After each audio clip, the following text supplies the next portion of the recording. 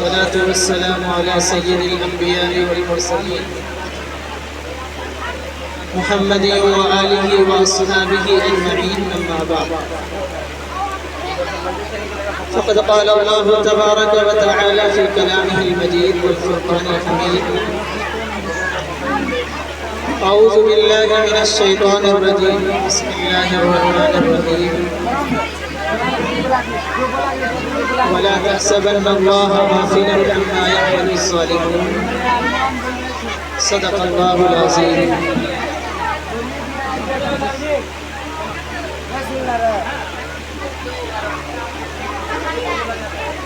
معزز سامعین کرام، میری معززہ محترمہ ماں و بہنوں، یہ آپ تمام لوگوں کی زندہ دلی کا ثبوت ہے کہ ایسی شدت کی گرمی میں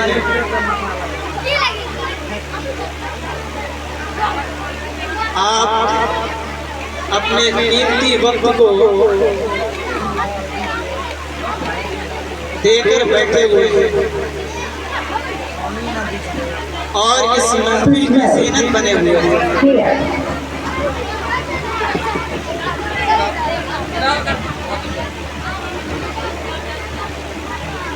اور اس محفل کی زینت بنے ہوئے ہیں، اس لیے میں آپ تمام لوگوں کی زندہ دلی پر دل کی گہرائی سے مبارکباد پیش کرتا ہوں۔ اور آج کا یہ پروگرام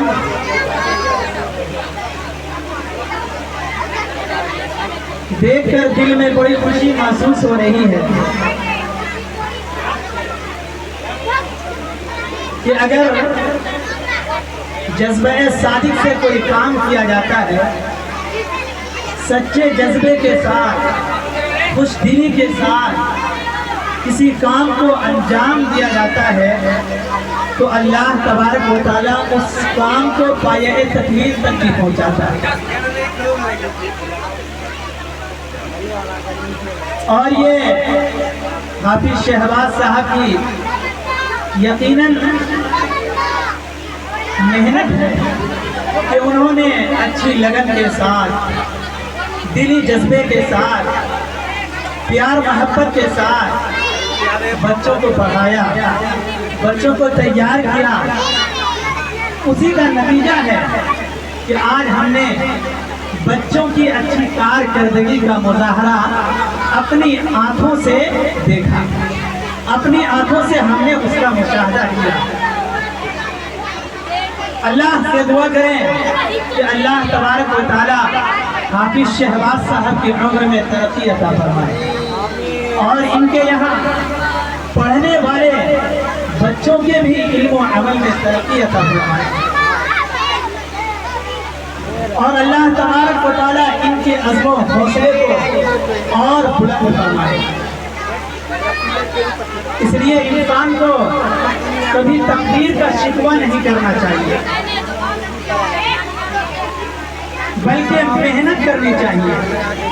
جب محنت کوئی انسان لگن کے ساتھ کرتا ہے، عزم و ارادے کے ساتھ کرتا ہے، تو اللہ تبارک و تعالیٰ اس کے لیے راستے بھی کھول دیتا ہے۔ کسی شاعر نے کیا یہ خوب کہا: جواب و عزم تو تارے بھی ٹوٹ سکتے ہیں، ہے نا؟ اور یقیناً شہباز صاحب کی یہ جانبازی ہے، انہوں نے اس خریق والوں کو بتایا ہے کہ ہم میں وہ صلاحیت ہے، وہ قابلیت ہے، وہ چھمتا ہے کہ ہم آپ کے بچوں کو منزل مقصود تک پہنچا سکتے ہیں، آسمان کی بلندیوں تک پہنچا سکتے ہیں، ثریا تک پہنچا سکتے ہیں۔ اس لیے کسی شاعر نے کیا ہی خوب کہا: نہ کر تقدیر کا کوئی شکوہ، مقدر آزماتا جا۔ نہ کر تقدیر کا کوئی شکوہ، مقدر آزماتا جا، ملے گی خود وقت منزل، قدم آگے بڑھاتا جا، قدم آگے بڑھاتا جا۔ میں حافظ شہباز صاحب سے بھی کہوں گا کہ آپ یہ نہ دیکھیں کہ ہم سے کون جل رہا ہے، کون ہم سے دشمنی کر رہا ہے۔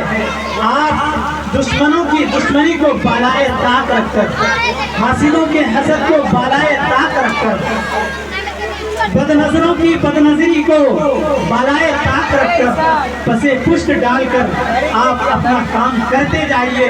और इंशाअल्लाह अल्लाह से उम्मीद है, अल्लाह से भरोसा है, अल्लाह तबारक व तआला आपको भी मंजिल मकसूद तक पहुंचाएगा और आपके जरिए से इस तरीक के नौनिहालों को भी मंजिल मकसूद तक पहुंचाएगा और आसमान की बुलंदियों तक पहुंचाएगा। खैर, ये जश्न यौम आज़ादी का मौका है। इस मौके पर हमें ये भी समझना चाहिए कि ये जश्न आज़ादी क्या है, इसको समझने की ज़रूरत है। और आज इस महफिल में मर्दों की तादाद कम है, औरतों की तादाद ज़्यादा है और ये बड़ी अच्छी बात है, इसलिए कि हमेशा ऐसा ही मौका आता है जहां मर्दों की भीड़ होती है, मर्दों का हुजूम होता है, मर्द जश्न आज़ादी मनाते हैं और आज़ादी के तारीख से वाकिफियत हासिल करते हैं। लेकिन ये बड़ा ही मुबारक मौका है कि आज इस महफिल में मर्दों की तादाद नहीं, औरतों की तादाद है। इसलिए हम भी चाहते हैं कि हमारी माएँ बहनें भी ये जाने कि आज़ादी क्या है, 15 अगस्त हम क्यों मनाते हैं और इसमें किन कुर्बानियाँ शामिल हैं। आपको मालूम होना चाहिए कि हिंदुस्तान की आज़ादी से पहले तन के गोरे मन के काले अंग्रेजों की हुकूमत थी और हर कौम को यह हक हासिल है कि वो आज़ादी के साथ जिंदगी गुजारे, आज़ादी के साथ जिंदगी बसर कर सके। और एक बात बताता चलूं कि दुनिया में सबसे बड़ी लानत का नाम गुलामी है। दुनिया में सबसे बड़ी लानत का नाम गुलामी है और दुनिया में सबसे बड़ी नेमत का नाम आज़ादी है। सन 1857 ईस्वी में जब अंग्रेज ने हिंदुस्तानियों को गुलाम बनाया था तो उसी वक्त से हिंदुस्तानियों के दिलों में एक बेचैनी की कैफियत पैदा हो गई थी और हिंदुस्तानियों ने कहा था कि हम गुलाम नहीं हैं, आज़ादी हमारा मुकद्दर है, हम इस मुल्क में रहेंगे तो आज़ादी के साथ रहेंगे, हम इस मुल्क में जिंदा रहेंगे तो आज़ादी के साथ जिंदा रहेंगे। और ये बात भी जाननी जरूरी है कि इस मुल्क की आज़ादी के लिए हिंदुस्तान से अंग्रेज़ों को भगाने के लिए सबसे बड़ी कुर्बानी मुसलमानों ने दी है। क्यों? इसलिए कि हिंदुस्तान में मुसलमानों की हुकूमत थी और मुसलमानों की हुकूमत को अंग्रेज़ों ने छीना था। दूसरी कौमों में वो तड़प नहीं थी आज़ादी की, वो चाहत नहीं थी आज़ादी की जो हिंदुस्तान के मुसलमानों में थी, जो हिंदुस्तान के मुसलमानों में थी। और सबसे बड़ी कुर्बानी हिंदुस्तान की आज़ादी में उन मुस्लिम उलमा की थी जिनके पीछे करोड़ों मुसलमान चलते थे। मौलाना फजल हक खैराबादी, मौलाना कासिम नानोतवी, मैं अपनी माँ बहनों से गुजारिश करूंगा कि आप लोगों को बहुत खूब मौका मिलता है कि जब आप ऐसे मौके पर हाजिरी देते हो और ऐसी बातें आपको सुनने को मिलती हों। इसलिए तारीख की बातें बताई जा रही है, आप जिस मुल्क में रह रहे हैं उस मुल्क की तारीख बताई जा रही है। इसलिए मैं चाहूँगा कि माएँ बहनें हमारी बातों की तरफ तवज्जो दें और गौर से सुनें। तो मैं ये कह रहा था कि हिंदुस्तान की आज़ादी में उन मुस्लिम उलमा की कुर्बानियाँ हैं जिनके पीछे करोड़ों मुसलमान चलते थे।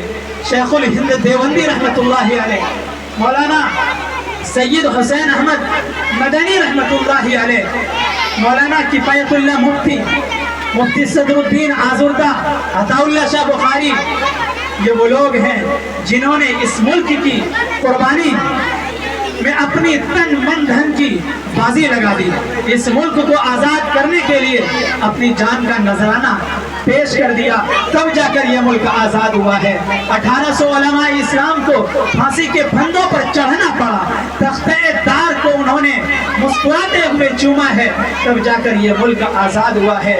یہ ملک ایسے آزاد نہیں ہوا ہے، اس کے پیچھے قربانیاں ہیں۔ مولانا فضل حق خیر آبادی کو مالٹا کی کالا پانی کی سزا دی گئی، کالا پانی کی سزا میں ان کو ظلم و جبر کی چکی میں پیسا گیا، تب جا کر یہ ملک آزاد ہوا۔ مولانا جعفر تھانیسی رحمت اللہ علیہ کو اذیت و تکلیف کا سامنا کرنا پڑا، تب جا کر یہ ملک آزاد ہوا ہے۔ اور بتاتا چلوں، مولانا ابوالکلام آزاد جب جیل میں تھے، جواہر لال نہرو کے ذریعے سے پروانِ آزادی جاتا ہے، ادھر بیوی بستر مرگ پر ہے، آخری سانس لے رہی ہے، مولانا آزاد کے پاس جواہر لال نہرو کے ذریعے سے وہ پروانِ آزادی پہنچتا ہے۔ مولانا اس پروانِ آزادی کو دیکھتے ہیں، اس خط کو پڑھتے ہیں، اور اس خط کو پڑھنے کے بعد جو جواب دیتے ہیں وہ جواب ہمیں اپنے ذہنوں میں بٹھانے کے قابل ہے، اور جب تک زندہ رہیں اپنے ذہنوں میں بٹھائے رکھیں اور اپنی نسلوں کے ذہنوں میں بھی بٹھائے رکھیں۔ ان کا جواب کیا تھا؟ مولانا ابوالکلام آزاد نے اس پروانِ آزادی کا خط پڑھا، اور خط کا مضمون یہ تھا کہ اگر جواہر لال نہرو اپنی بیوی کو دیکھنے کے لیے آزادی چاہتے ہیں تو انہیں آزادی دے دی جائے گی۔ تو مولانا نے جو جملہ کہا وہ سنیے۔ مولانا ابوالکلام آزاد نے کہا کہ ایک طرف میری بیوی بیمار ہے، بستر مرگ پر ہے، آخری سانس لے رہی ہے، اور ایک طرف میری ماں جس کا نام ہندوستان ہے، جس کے ہاتھوں اور پیروں میں ان ظالم انگریزوں نے غلامی کی زنجیریں ڈال دی ہیں، غلامی کی بیڑیاں ڈال دی ہیں۔ پہلا فرض میرا اپنی ماں کے وجود کے احترام کا ہے، اور دوسرا فرض میری اپنی بیوی کے وجود کے احترام کا ہے۔ ہمارے علماء نے جیل کی سلاخوں کے پیچھے اذیتوں کو برداشت کیا ہے، تکالیف کو سہا ہے، مصائب کو برداشت کیا ہے، تب جا کر یہ ملک آزاد ہوا ہے۔ آپ کو میں بتاتا چلوں، انگریز مورخ مسٹر ایڈورڈ ٹامسن اپنی یادداشت میں لکھتا ہے کہ دلی کی چاندنی چوک سے لے کر خیبر تک کوئی ایسا درخت نہیں تھا جس پر علماء کی گردنیں نہ لٹکی ہوئی۔ ٹامسن کہتا ہے علماء کے جسموں کو تانبوں سے داغا گیا۔ ٹامسن کہتا ہے علماء کو سپروں کی کھالوں میں بند کر کے جلتے ہوئے تنور میں ڈالا گیا۔ ٹامسن کہتا ہے علماء کو ہاتھیوں پر کھڑا کر کے درختوں سے باندھ کر نیچے سے ہاتھی کو جلا دیا گیا۔ ٹامسن کہتا ہے لاہور کے شاہی مسجد جس کے صحن میں انگریز نے پھانسی کا پھندا بنایا تھا، ایک دن میں 80 علماء کرام کو پھانسی دی جاتی تھی۔ لاہور کے دریا راوی میں ایک دن میں 80 علماء کرام کو گولیوں میں بند کر کے ڈال دیا جاتا اور ان پر گولیوں کا نشانہ بنایا جاتا۔ ٹامسن کہتا ہے کہ دلی میں جب اپنے خیمے میں گیا تو مجھے مردار کی بو محسوس ہوئی، مرے ہوئے لوگوں کی بو محسوس ہوئی۔ میں اپنے خیمے کے پیچھے چلا گیا تو کیا دیکھتا ہوں کہ آگ کے انگارے دہک رہے ہیں، آگ کا شعلہ آسمانوں سے باتیں کر رہا ہے، اور 40 علماء کو کپڑے اتار کر اس آگ کے انگارے میں ڈال دیا گیا ہے۔ وہ آگ کے انگارے میں جل رہے ہیں، آگ کے انگارے میں پک رہے ہیں۔ ٹامسن کہتا ہے کہ میرے دیکھتے ہی دیکھتے 40 اور علماء کو لایا گیا، ان کے جسم کے کپڑے اتارے گئے، اور ان ظالم انگریزوں نے ان مولویوں سے مخاطب ہو کر کہا، او مولویوں، دیکھ لو جس طریقے سے ان 40 کو آگ کے انگاروں میں لٹا دیا گیا ہے اور آگ کے انگاروں میں اسے پکا دیا گیا ہے، آگ کے انگاروں میں اسے جلا دیا گیا ہے، اسی طریقے سے تمہیں بھی اس آگ کے انگارے میں ڈال دیا جائے گا، جلا کر خاک کر دیا جائے گا۔ تم صرف اتنا کہہ دو، تم صرف اتنا کہہ دو کہ ہم 1857 کی جنگ آزادی میں شریک نہیں تھے۔ تامسن کہتا ہے مجھے پیدا کرنے والے کی قسم، مجھے پیدا کرنے والے کی قسم، سارے کے سارے علماء آگ میں جل گئے، آگ میں پک گئے، آگ کے نظر ہو گئے، مگر کسی نے بھی ان ظالم انگریز کے سامنے گردن نہیں جھکائی۔ تب جا کر یہ ملک آزاد ہوا ہے، تب جا کر ہمیں یہ آزادی کا پروانہ ملا ہے، تب جا کر ہم اس ملک میں آزادی کے ساتھ سانس لے پا رہے ہیں، آزادی کے ساتھ ہم زندگی گزار پا رہے ہیں۔ اور آپ کو بتاتا چلوں، مولانا سید حسین احمد مدنی رحمت اللہ علیہ خلافت کانفرنس ہال کراچی میں ایسے وقت میں پہنچے جب انہیں گولی مار دیے جانے کا حکم مل چکا تھا۔ لوگوں کا خیال تھا کہ مولانا حسین احمد مدنی نہیں آئیں گے، لیکن دیکھتے ہی دیکھتے مولانا کی جیسے ہی تشریف آوری ہوئی، لوگوں کی آنکھیں پھٹی کے پھٹی رہ گئی اور وہ کفن بردوش ہو کر، کندھے پر کفن لے کر اسٹیج پر آیا اور جلسے کی صدارت فرمائی، اور اسی جلسے کی صدارت میں مولانا حسین احمد مدنی نے انگریزوں کو بلبل سے اور گولیوں کو گل سے تشبیہ دیتے ہوئے فرمایا تھا، لیے پھرتی ہے بلبل چونچ میں گل، لیے پھرتی ہے بلبل چونچ میں گل، شہید ناز کی تربت کہاں ہے۔ راوی کہتا ہے کہ جب مولانا سید حسین احمد مدنی نے یہ شعر پڑھا تو لوگ جوش کے مارے آدھے گھنٹے تک نعرہ لگاتے رہے، آدھے گھنٹے تک نعرہ لگاتے رہے۔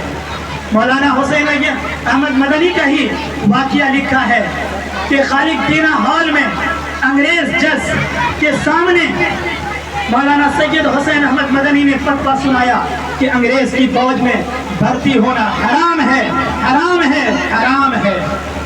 مولانا محمد جوہر علی موجود تھے، انہوں نے کہا کہ حضرت بیان بدل دیجیے۔ مولانا سید حسین احمد مدنی نے کہا بیان بدلتا ہوں، میرا ایمان بدل جائے گا۔ وہ انگریز جس کہتا ہے حسین احمد تمہیں معلوم ہے ایسی بغاوت والی تقریر کی سزا کیا ہے؟ حسین احمد مدنی کہتے ہیں مجھے نہیں معلوم، تو ہی بتا ایسی بغاوت والی تقریر کی سزا کیا ہے۔ تو مولانا سید حسین احمد مدنی سے اس انگریز ظالم نے کہا کہ ایسی بغاوت والی تقریر کی سزا تخت اعتار ہے، پھانسی کا پھندا ہے۔ ایسی بغاوت والی تقریر کرو گے، تم اپنے فتوے کو واپس نہیں لوگے تو تمہیں تخت اعتار پر لٹکا دیا جائے گا، سولی پر چڑھا دیا جائے گا، پھانسی کے پھندے پر لٹکا دیا جائے گا اور تمہاری جان لے لی جائے گی، تمہیں موت کے گھاٹ اتار دیا جائے گا۔ اس مرد مجاہد کا اب جواب سنیے۔ وہ مرد مجاہد سید حسین احمد مدنی انگریز سے کہتا ہے، اور انگریز حسین احمد مدنی اپنا بریف کیس کھولتے ہیں، اپنی اٹیچی کھولتے ہیں اور کفن کا سفید کپڑا نکال کر انگریز سے مخاطب ہو کر کہتے ہیں، او انگریز سن، جب میں دیوبند سے چلا تھا تو کفن کا کپڑا بھی اپنے ساتھ لے کر آیا۔ یہ ہے ہمارے علماء کی قربانی۔ اب جا کر یہ ملک آزاد ہوا۔ انگریز کے سامنے ہمارے علماء نے گردن نہیں جھکائی، تب جا کر یہ ملک آزاد ہوا۔ اس لیے گھبرانے کی ضرورت نہیں ہے۔ آج ہمارے ملک میں جو سازشیں کی جا رہی ہے، ہم سے ہمارا حق چھیننے کی بات کی جا رہی ہے، اس لیے ان سے کہہ دینا ہے کہ ہمارے علماء کی قربانیاں ہیں، ہمارے پرخوں نے اپنا خون پسینے کی طرح بہایا ہے، تب جا کر یہ ملک آزاد ہوا ہے۔ اور چلتے چلتے 2 منٹ آپ کا لوں گا اور ایک اہم بات بتا کر اپنی بات ختم کروں گا۔ اے لوگوں، اگر تم اپنا حق چاہتے ہو تو یاد رکھو تمہیں تعلیم سے وابستگی اختیار کرنی ہوگی۔ اگر تم جاہل رہ گئے जाहिल लगे तो फिर तुम्हारा हक कोई देने के लिए तैयार नहीं होगा, और जो मिटाने की बात की जा रही है हमें कोई मिटा भी नहीं पाएगा। इसलिए कि अल्लामा इकबाल ने पहले कह दिया, बातिल से दबने वाले ए आसमान नहीं हम, बातिल से दबने वाले ए आसमान नहीं हम, 100 बार कर चुका है वो इम्तिहान हमारा, तौहीद की अमानत सीनों में है हमारे, तौहीद की अमानत सीनों में है हमारे, आसा नहीं मिटाना नामो निशा हमारा, नामो निशा हमारा। हाफिज शहबाज साहब बड़ी ही मुबारकबादी के लायक हैं कि आज वो इस मकतब की तालीम के जरिए इस मुसलमान बच्चों के सीने में तौहीद को उजागर कर रहे हैं, तौहीद को बिठा रहे हैं और नई नस्ल को तैयार कर रहे हैं। अल्लाह इनकी उम्र में बरकत अता फरमाए, इनकी तरक्की अता फरमाए, आमीन। व आखिर दावाना अल्हम्दुलिल्लाहि रब्बिल आलमीन। सुब्हानल्लाहि व बिहम्दिही, सुब्हानकल्लाहुम्मा व बिहम्दिका, व नशहदु अन ला इलाहा इल्ला अंता, व नस्तगफिरुका व नतूबु इलैक।